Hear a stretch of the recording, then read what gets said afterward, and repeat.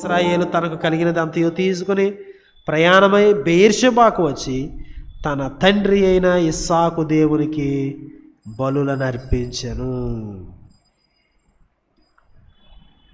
అప్పుడు రాత్రి దర్శనముల యందు దేవుడు యాకోబు యాకోబు అని ఇశ్రాయేలును పిలిచాను. అందుకు అతడు చిత్తము ప్రభువానను, ఆయన నేనే దేవుడను, నీ తండ్రి దేవుడను. ఐగుప్తునకు వెళ్ళుటకు భయపడకము, అక్కడ నేను గొప్ప జనముగా చేసేదను.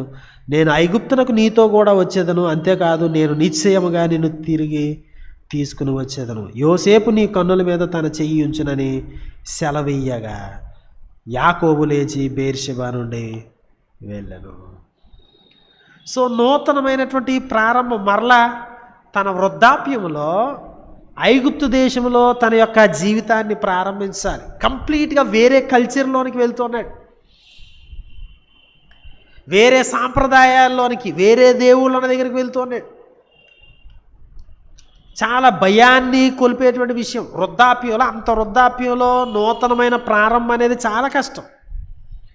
ఎవరు కూడా వృద్ధాప్యంలో ఇంకో కొత్త ఇంట్లో పడుకోవడానికి కూడా ఇష్టపడరు, ఇంకో ఊరిలో 1 రోజు 2 రోజులు ఉండడానికి.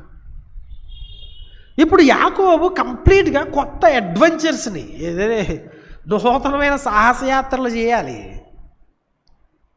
సో అది కూడా తన తండ్రి గారికి, తన యొక్క తాతగారికి చాలా ప్రమాదకరమైనటువంటి స్థలం ఆధ్యాత్మికంగా. ఆ స్థలంలో ఇతడు విశ్వాసంతో జీవించాలి.